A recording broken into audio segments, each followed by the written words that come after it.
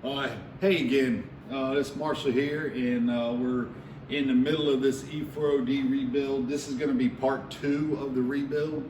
The first part, if you haven't seen it, go back and watch it. It's we did the gear train in the first video, and this video is called "Who Moved My Cheese" because I have a little cool story about that. But as far as the clutches go themselves, but today we're just going to be doing the clutch packs. I'm going to go over lip seals and all the proper things that need to be done to put clutch packs together. And stick around, we're going to get to it, and pretty sure you'll learn something today. I always try to make sure I put something in there that maybe somebody's never seen before. So stick around and we're going to do it. Okay, to start with, I want to talk about the actual assembly lube that I use. Some builders use different things, and I was taught how to do it with this is actually just STP oil treatment, and I have found that it works the best for me. And some guys just use the assembly lube. They make 3 different types of these, from thicker to thinner, but I use the middle, the blue. The green is the thickest. But what I do is I just take my STP. This is actually a servo cover out of a turbo 200 transmission. That's my little container. I always make just enough, so if it's sitting there for a week, it doesn't collect dust for the next trans. But I just put a little bit of STP. That's probably more than I normally use, and then mix it with trans fluid. And this stuff is very slippery. You don't want to get it all over the place. But just mix it in there. A little more trans fluid. And you'll see how good this stuff works. So basically that's my mixture. And then second thing is all the lip seals that are in this trans. They're basically laying in this kit here. And a lot of times there'll be a lot of similar size seals, so I just take the seals out. That's the pump seal. We're not going to worry about that right now. But I just take and see all these lip seals. I know this one is for the forward drum just because it has the big lip on it. And then this is the O-ring for the forward drum, goes down in the center there. So those two I know, but these can get a little confusing. These obviously aren't too bad, but then you got all these here.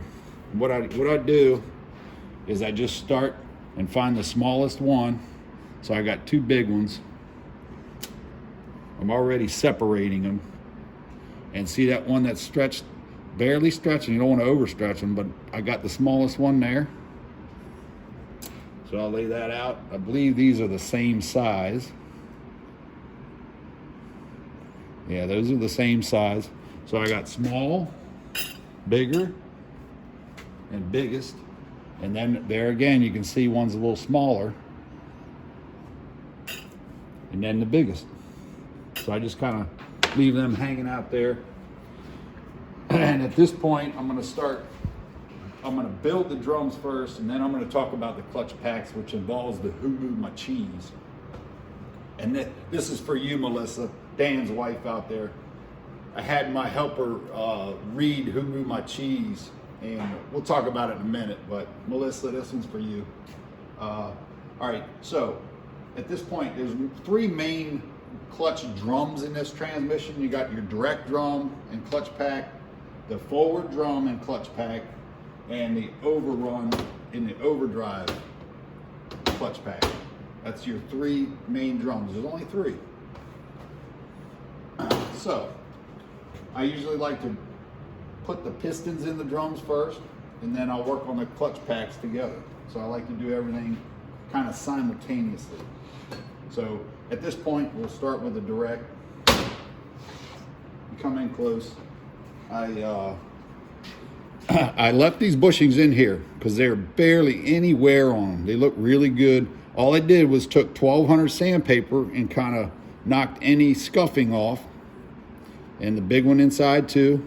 They're nice. If this thing had been blown up, that'd be these bushings would be full of metal and you have to change them, but these are like brand new.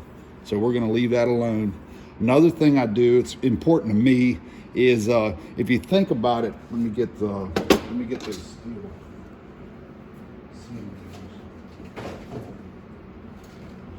These are the sealing rings. The way I look at this, and it really helps your air checks, because I like when a transmission air check's perfect. I hate a bad air check. But this is a metal ring. It's just almost like a piston ring. And that goes down in the bore there.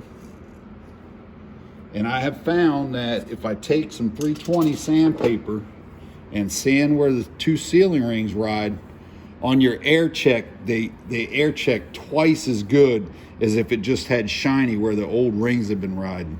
And if you think about it, like piston rings in an engine, you never put new piston rings in an old cylinder. You have to score it for the rings to break in properly. So that's the reason I do that. I do it on every one.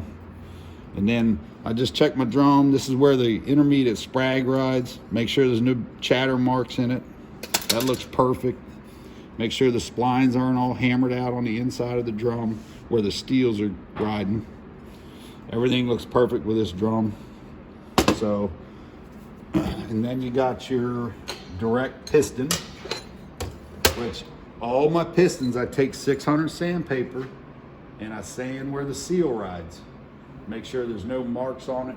And this kind of trains me to check everything. So not only am I checking it, but I'm making sure that the surface there is good for that new seal. So take the direct. Now you got two different styles of lip seals. This is an inner lip seal. It's got the lip seal on the inside. And then you have an outer lip seal where the lip seal is on the outside. So what I do, this is the direct lip seal, goes on the inside here. Carefully get this going down in here and just slowly work it. Just keep spinning. I always like spinning stuff. And then you just kind of work it right in the groove to make sure that the lip is out, because these things can get crossed up. And I feel it with my hands to make sure it's in the groove. See right there, it was out a little bit. It's all good. That's happy. I can feel that lip seal, feel that it's in the groove properly. And then on the outer one right there, this has the lip seal on the inside. You just gotta carefully work it in the groove.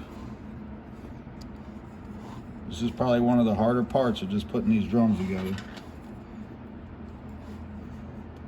Patience is key here, because you mess one of these up and you got to pull your trans back out.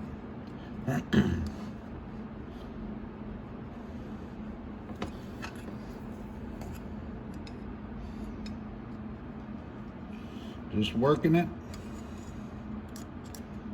carefully. And then I just spin it around and feel. You can feel these things aren't in right. So that's my two direct seals. That's good and happy. Got that ready to go. This piston looks good. Sometimes you can take I actually do this. This is a check ball. It's got a seat one way and let air through the other way, but I'll just blow on it, seal my lips around it and blow on it, and you can tell if that's leaking or not. If it leaks, you just take a small hammer and a flat punch, and seat that check ball if it's leaking. But that's perfectly fine. So I just take my lube, sparingly, just go around the lip seal.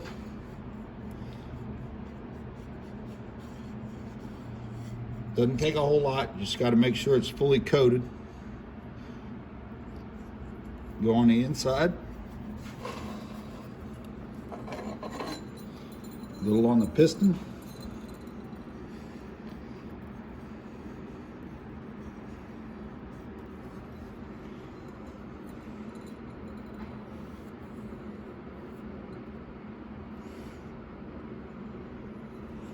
And then that's good. Carefully get it down to where it contacts the seals, and you want to go straight as you can, and that fell right in. Beautiful. Nice and easy. Then I lube this check ball just so it doesn't get any rust in it. And then we have our return springs. If this thing would have been blown up and all burned up, these springs could be collapsed. This was in perfect shape, so there's no reason to even question it, but that's good. And then I find my snap ring. I believe this is the right one. Yep, that's the right one there. So we got that ready to press in. I'm gonna go ahead, I'm gonna move, well, let's go ahead and do that. Now, one thing I like to do, this is actually a race out of one of these transmissions. If you come over here to the press tool, I've already wiped this down. There's no dirt on it from tearing it down. I like to take, instead of taking those two legs and bending this all to heck, I'll find a sprag race, whatever, some kind of tool, put on there so when you're putting pressure on it, it puts even pressure all the way down.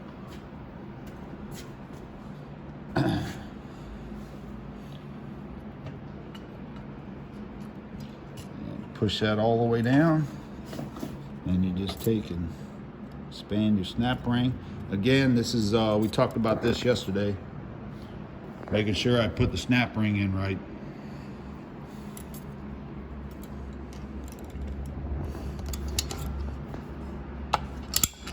Popped in, and that is happy. And if you look at this, where I got the snap ring, look at this close here.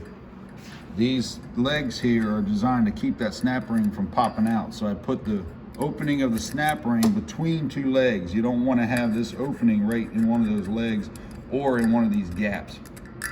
Pretty simple, but it's that important. So the direct drum is basically, the drum is in there ready to go. Set that aside, move on to the forward. Same thing with the forward. You got to check where the steel's riding, make sure it's not all hammered out, make sure there's no cracks in the drum. Again, if this transmission had been blown up, you really got to check stuff, especially if the clutch pack was burned up. You got to figure out why and make sure it's not going to happen again. But everything looks good. The splines are good. This is where the direct clutch rides on. Those splines are happy. Everything's good with that drum. And I do the same thing. Now this is actually really important here. If I can find my forward piston. This is a new forward piston. Here's the old one. On the teardown we saw this, and it has this groove from hitting the side of that bore, and that wasn't from metal, that was just from rock and slamming up against this. A lot of times I'll just sand that out, but that was a little bit too much, so we got a new piston. Getting rid of that. Here's our new piston. This is a Sonics piston. You can't beat Sonics parts. This thing is beautiful. And then it's got the check ball. I've already checked it. Everything's good. Easy lip seal. Put my lip seal on. Feel it with your hands all the way around. Make sure it's seated good. And then this is just an O-ring on the inside. Work that on. Happy. Doing the same thing here. Little lube. All the way around. And I've already sanded around here with 600 to make sure my lip seal surface was good. Little lube. More lube. Just enough to coat that seal.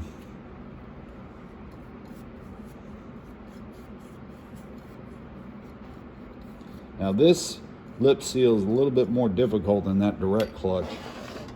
When you put this in here, it doesn't want to go in because that lip seal right there is hanging out above the edge. So you got to use a tool.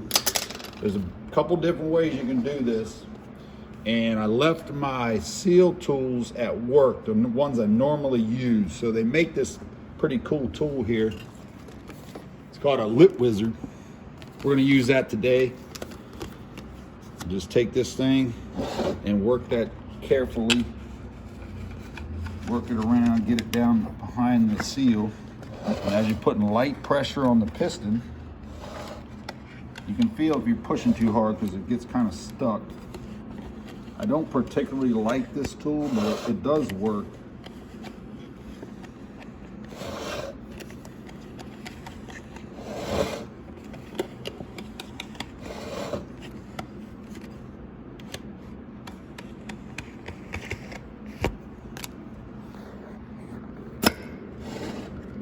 And it popped right in.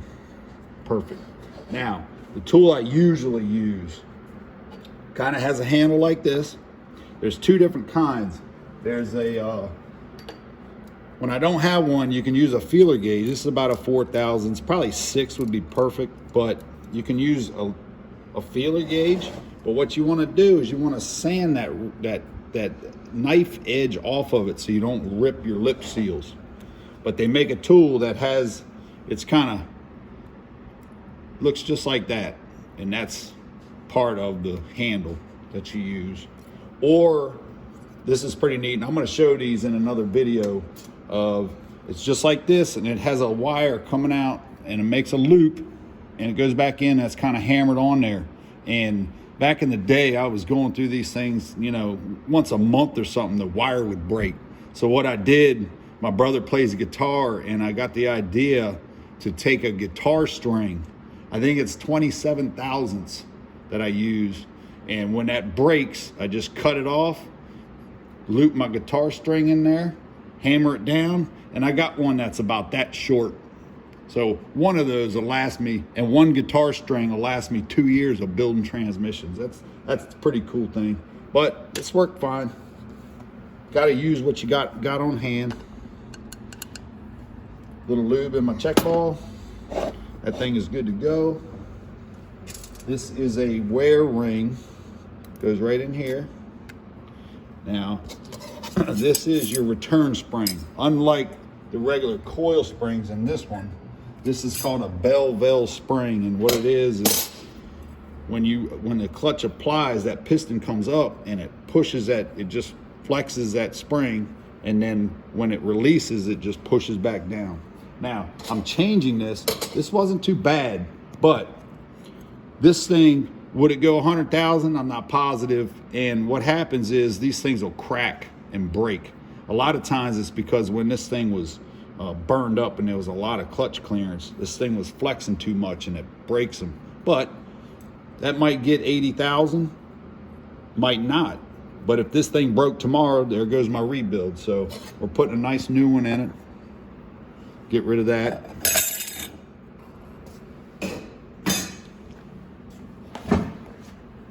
And I gotta find my snap ring.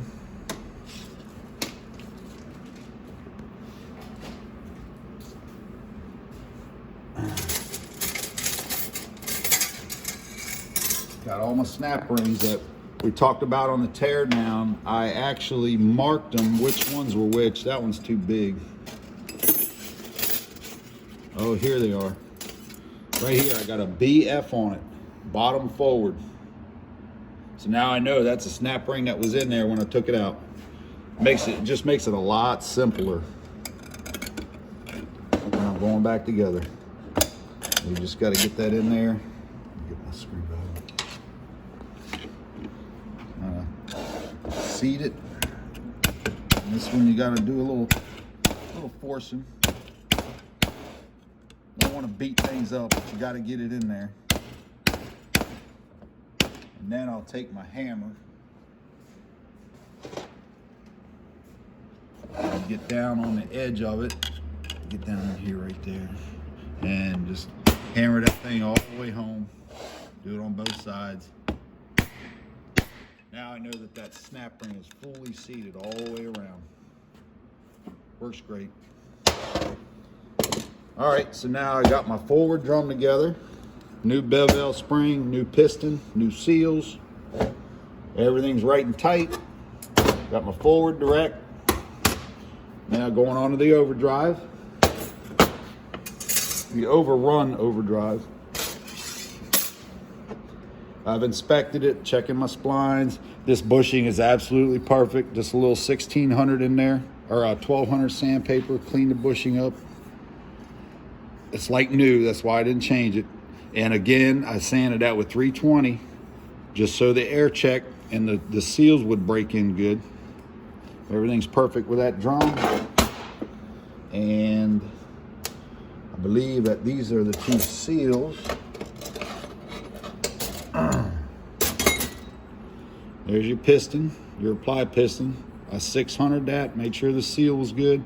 And I also 600 in there, same thing.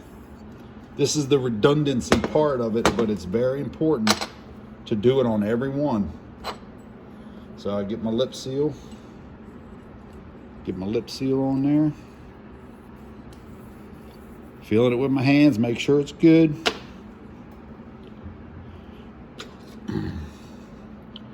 Same process. Just work it down slow.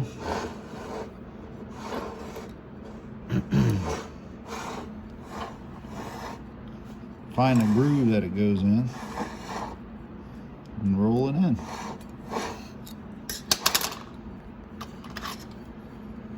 Easy peasy. And then spinning it, checking to make sure. You can tell when these things aren't seated. This one feels good, ready to go.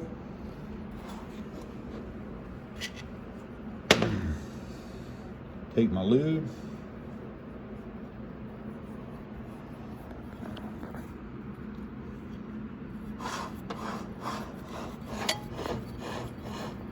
Coat the seals.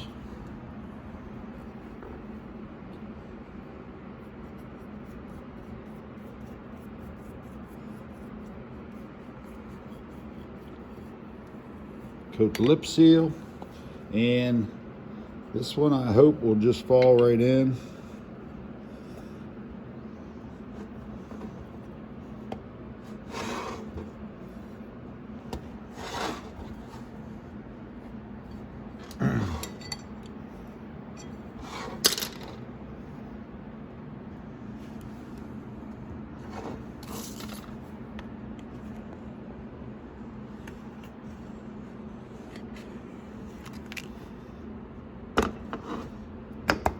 Perfect. Just got to be patient with lip seals. And this is the apply plate. And then another bevel spring. This one's in perfect shape. I didn't have to change this. Goes in there, and then we got our snap ring. Sometimes I like to just squeeze them, because when you take them out, they kind of expand. So I make sure that they're in good shape. Same thing again, I'm putting it in right, not backwards, upside down. Now with this one, all this is 3 Honda steels. And it's a good, I use it as a tool to compress that spring. So I'm not distorting that spring trying to get the snap ring back in. So we come back over here.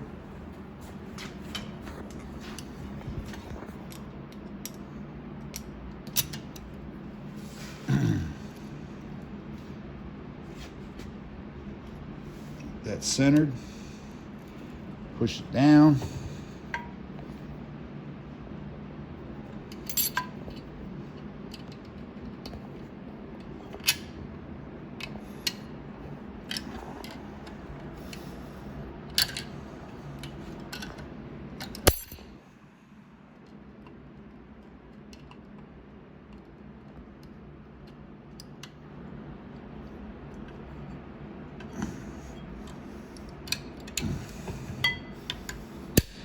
Boom. Snapped in.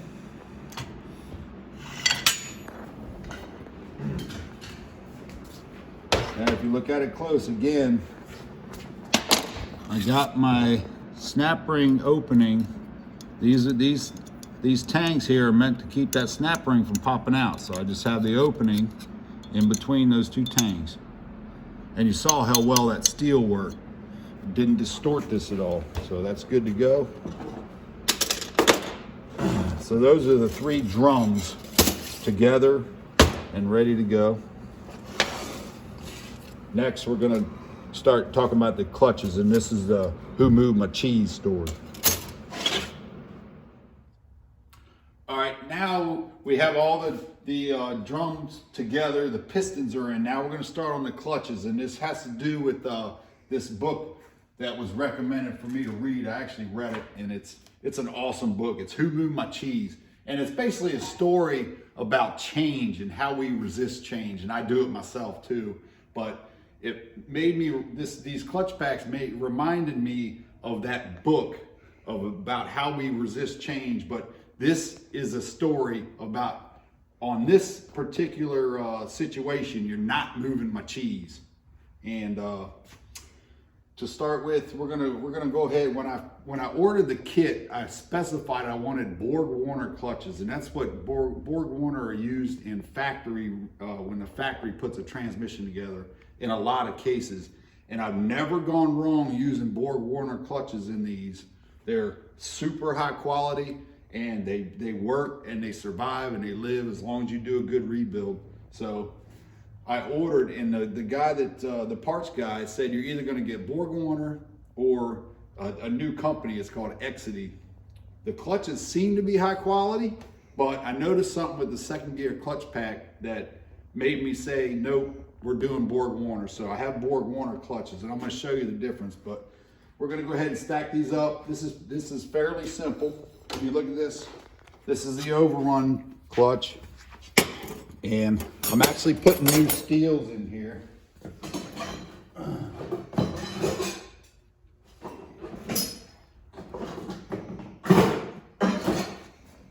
Here's one of the old ones, but they were pretty glazed up. I could have sanded that off and reused them, but heck, for $1.80, why not put new steels in this? So we're gonna go ahead and put new steels in. Steel first. And these are the E4OD in this one. These clutches, they seem very high quality. And so we're gonna use the E4OD in the Overrun clutch. Start with a steel, then you got a clutch, steel, clutch. And then this is your pressure plate. Just like that. And then if you remember on the teardown, I marked one of these, this one here, says OR, Overrun. Made it that much more simple to know what snap ring goes in that drum. Snap the snap ring in, seat it, then you can check your end play like this. We got end play. That feels perfect, good to go. Now, one thing, I'm putting these in dry just for the video, but I'm gonna take all these back apart and I am gonna soak the clutches. I'm gonna soak all the clutches in ATF. The ATF that I'm going to use in the trans when I fill it up. You got to soak all these clutches, because if you don't, if you fire this thing up dry and drums are spinning and these clutches are spinning, it'll put like a heat glaze on the outside of the clutch, and it can't absorb the fluid. And basically, you just put 40,000 miles on your clutches if you don't soak them. So you have to soak them for at least 10 minutes or so. So that's going to be done. It's super important to do that. But at this point, that Overrun clutch is pretty much done. Ready to go in the trans. Now we're going to move on to the forward. You got your forward clutch stack. Now, if you look at this, I could actually take this wave out right here. This is just a cushion wave for the engagement. You could actually take that wave out and get an extra clutch in there for a super heavy duty application. But this guy is not doing any crazy heavy duty towing, so I'm gonna leave that wave in there. We got 4 clutches. That's plenty for what this truck needs. And that's the entire stack up. 4 clutches, 4 steels. So we're just gonna go ahead. This is the bottom one. It's got the bevel on it that goes against your bevel spring. And then you drop in your wave. And that makes for a nice engagement, to have that little cushion there. And then we're just gonna stack this up. Borg Warner clutches.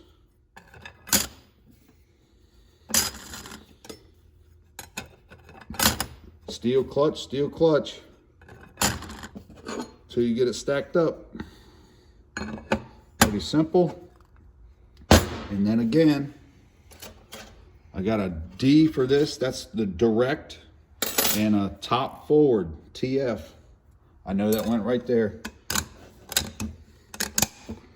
And seat it, and check my clearance. This doesn't need a whole lot of clearance. The general rule for clutch clearances is 10 thousandths per clutch.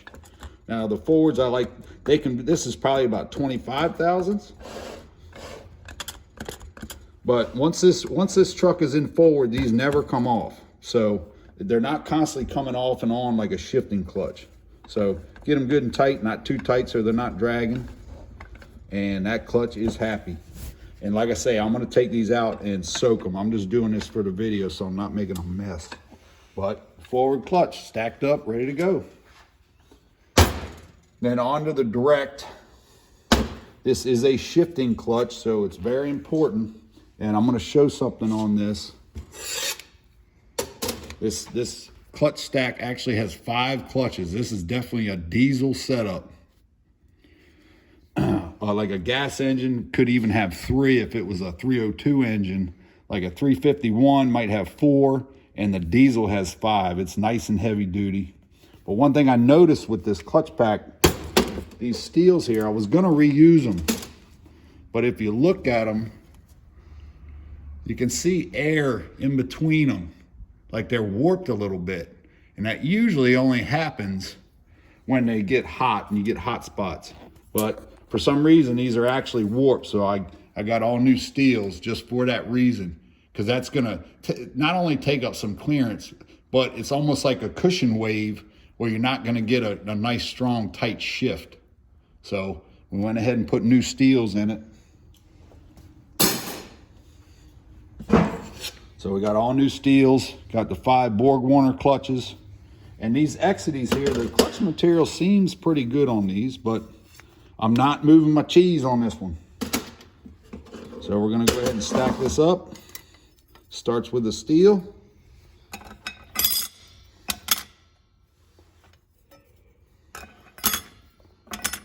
And I don't usually resist change too much, because I've learned that as long as it's good change can be good. But this is not one of those cases. Stack it up. You got your little lip there, so you know that goes up. Doesn't go that way. That's in there. Got my direct snap ring.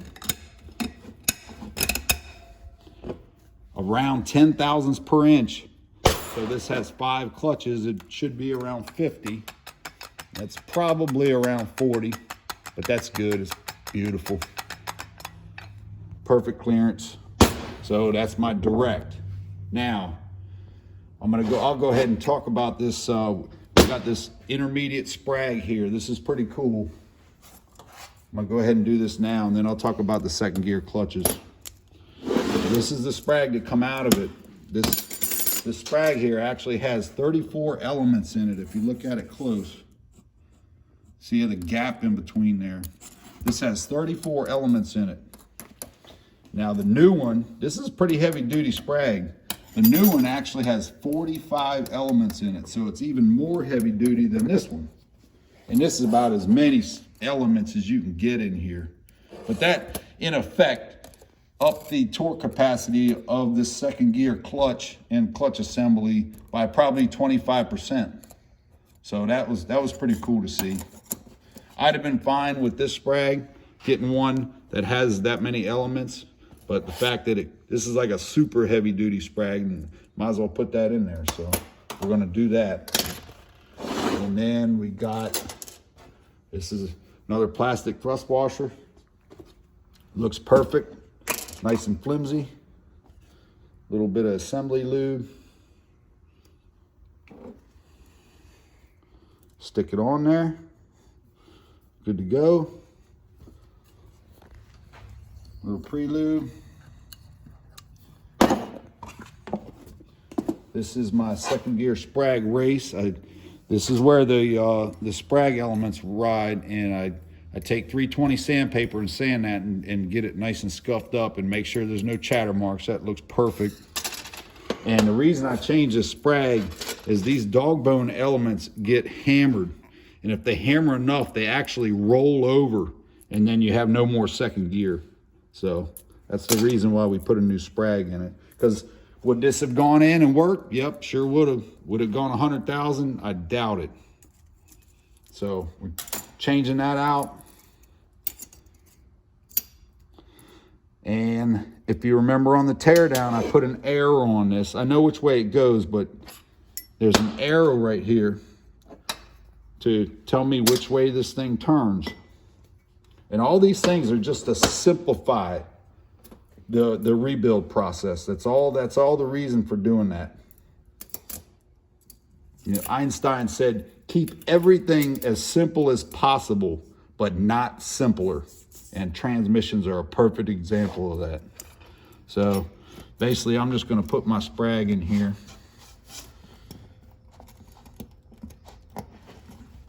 And see if it ends up spinning the right way, which I think I got lucky. Spins that way, locks the other. Pretty simple. Lube, pre-lube everything. Doesn't take much, just enough. And my cap, and that thing's ready to go. Direct drum is good, other than I'm going to soak my clutches. But this thing is happy. Super heavy duty sprag. Borg Warner clutches, proper clearance. Bushing's good. This thing's happy. So, on to the reason about who moved my cheese and why I'm not changing to different clutches is the second gear clutch pack here. Now, if you look at this, these are Borg Warner clutches. These things are tried and true. They always work perfect for me. That's what we're using in this. These are the Exody clutches, which I've never used Exody clutches before. The material seems pretty good. It doesn't seem cheesy, but if you look at these clutches here, see how the clutch material comes all the way out to the edge of the teeth.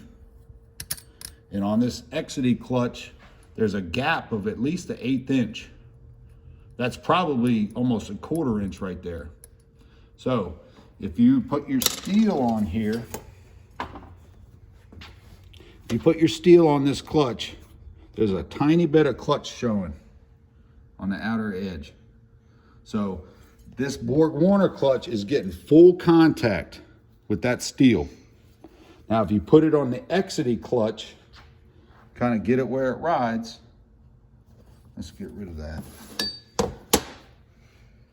Now watch this. Just take my feeler gauge and see how far in that feeler gauge is moving. So if you were to bring it out here, I'm losing about, I don't know, 1/8 of the actual torque capacity of that clutch, because that clutch isn't coming all the way out to the end of the steel, and that's all the way around. So if you add that up into, that's 3 clutches and there's 2 per side, so that's 6 sides, you're probably losing at least half, if not 3/4 of an entire side of a clutch in that entire clutch pack, just for that reason. So this is one of the reasons I specified I wanted Borg Warner, and he sent me the Exody, and it's getting the Borg Warner because it has the full torque capacity instead of 80% torque capacity. So that was one cool note. And like I say, this is where you're not moving my cheese on this one, and that's a perfect example. So got that too. We're doing the Borg Warner second gear, and the direct forward overrun are good. This is happy, and we're gonna move on here shortly. Okay, moving along here. One thing I would like to show with the steels, if you reuse steels, I'm going to reuse these Overdrive steels because they're in perfect shape and they're nice and flat. There's no gaps. But one thing I do, if you see this, it's time to clean the machine because it's got a little bit of soap scum and there's a little glaze on this. So what I do is I just take a piece of 320 sandpaper and put it in a little solvent, and I just flip it like that, and then I just sand just like that. Kind of makes it easy and knock the glaze off of it. Kind of like to get rid of the glaze so the new clutch has basically a new surface to seat into. And I'm not going to do this whole thing, but you get the idea. I generally use 320. I don't like using anything rougher than that, but that basically turns them into brand new steels. But you get the idea. So we're going to do that. The Overdrive clutch will be happy. And then this is the Overdrive piston. I did the same thing with this. 600 sandpaper. Check, make sure it was good shape inside and out. So at this point, we're going to go ahead. I got direct clutches ready, forward clutch, sealing rings. I'm going to go ahead and assemble part of this just so you can see.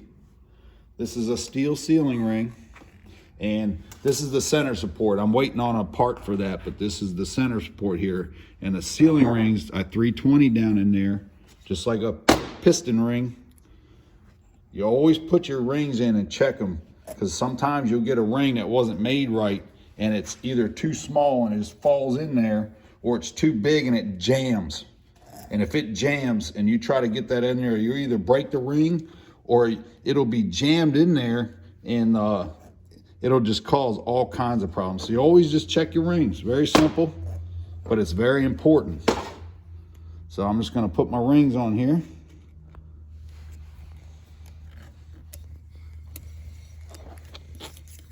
Make sure it's nice and free. Make sure the groove didn't. And when you're rebuilding the trans, you don't want to be throwing parts around and banging them up, because if that got hit, that ring might not seat in there properly. You try to put the ring in and it'd be stuck because that thing got hit. So you always want to be careful with all the parts you're moving around. Those are nice and free, good to go. Then I'm gonna make these two together just like I'm building the trans. A little bit of lube. Goes right in there. Little pre-lube. Little pre-lube on the rings. Now when I assemble this trans, I'm gonna put a little bit of my special sauce in there.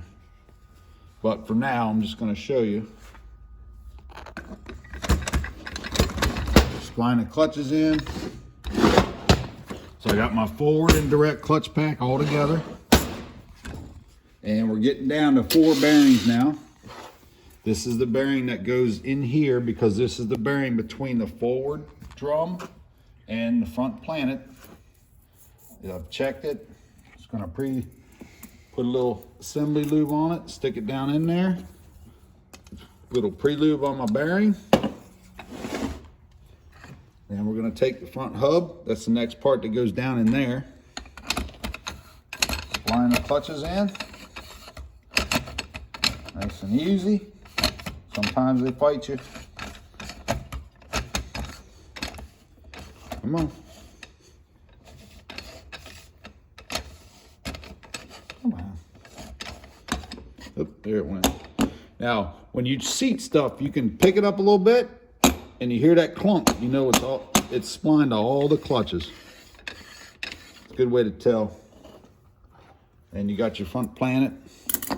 Whoop. A little bit of assembly lube. Put that in there, spin it. And you got your sun shell. This is simple because I had that all together, and all I'm doing is taking it off of there and putting it right on there. I know I'm not missing anything. And I can take this whole assembly and just stick it on there. So this is the entire rear gear train, plus the forward clutch, plus the direct clutch and the intermediate sprag race. It's all together. So as you can see, we're running out of parts, which is a good thing. Got that whole thing, got the overdrive assembly, which I could put that on there, but I'm not gonna do that yet. That goes on there, and if you look at it, how all those pieces are starting to disappear, and all you have is these two assemblies. Pretty simple, if you think about it that way. All right. That's good, right? Okay, moving on here. This is just a pretty cool little story about clutch packs and about moving your cheese. And back in the early 2000s, all the way up to like 2010, we would build Hondas at the shop. And this, if you come in closer to this actually is a Honda clutch, straight from Honda dealer. And they work good, but the clutch material would wear off of them. For some reason, their bonding process wasn't very good. And the clutches would come apart and go to the pan and clog the filter, and it'd burn the whole transmission up because the filter clogged. But when we wouldn't use the factory Honda clutches. And I would always like to get Borg Warner, because I've never had a problem with Borg Warner clutches, but sometimes for certain clutch packs, and there'd be like 5 in a pack, we'd get, the only ones we could get were I believe they were Ray Bestis. And sometimes, you know, when you have a clutch and these splines here have to spline to something, if you put that on there, see how nice and free that thing is riding? Well, sometimes we would get these clutch packs and we couldn't get anything different. So these splines here, just imagine that splining down on there like this clutch. They would hang up and you could barely push them down and barely pull them up. Now, when this clutch pack isn't applied, these things have to be free, nice and free, so they can slide across the steel. And if they're hanging on those splines, it'll burn the clutch pack up and it won't shift right and you have all kinds of problems. So what we had to do back in the day was you literally had to take a clutch pack of five in one clutch pack, and you had to hand file each one of these things all the way through. It was the only thing we could do to get that clutch to slide easily on the splines. And you want to talk about taking some time. That was crazy, but we got them to work. That was all we could do, and that was the only clutch that we could use. So sometimes you just got to do whatever it takes to make something happen, and that's a good example of that, because that was frustrating, but it was the only way to guarantee your transmission would work and not come back with a burned up clutch pack. Okay, moving along, we're getting close to the end of this video. We pretty much have the forward and direct clutch packs done. Got the gear train on here just to show you. I like to add, when I'm getting ready for the final assembly, I'm gonna have the pump here and the entire transmission built up like a big tower. I just like to look at that kind of stuff. But this is from the center support all the way back. That is the gear train and the forward and direct clutch, intermediate sprag. One thing I didn't talk about was this here. One thing I like to do, I just like to build it on the bench. And this is the low reverse piston with the lip seals. And I put them in there and made sure they're good. You can feel if they're not in right. And then the return spring. And then this is the low reverse clutch pack. It's got 6 clutches in it. And it's got a wave for cushioning the engagement. So that's all ready to go, and that's exactly how it goes in the trans. So just to simplify it in my mind, this is why I do this. But got the whole clutch pack, the whole guts to the direct drive of it. And I'm gonna go ahead and put this together just to show you. The overdrive sun gear goes in, just like that. Rides down in there. Nice and easy. It's got a spline into the overdrive sun gear. See how that spins nice and easy? Lock, spins. That's that sprag in there, that roller clutch locking. And then just put my clutches and steels in.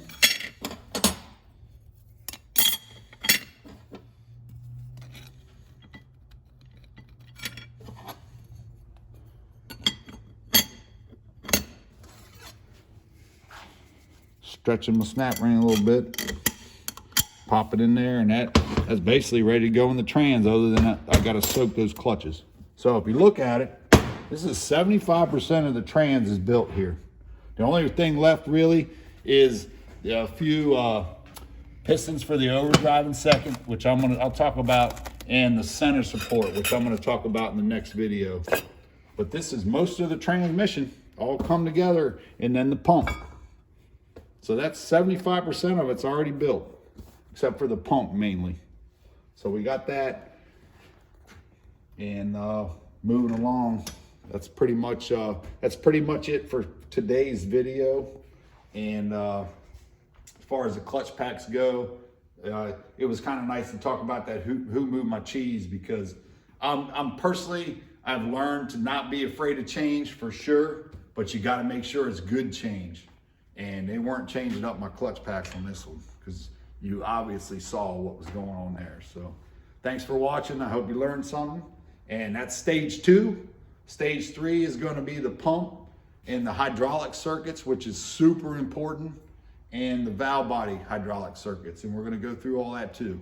So thanks for watching, and we'll talk to you soon. Take care.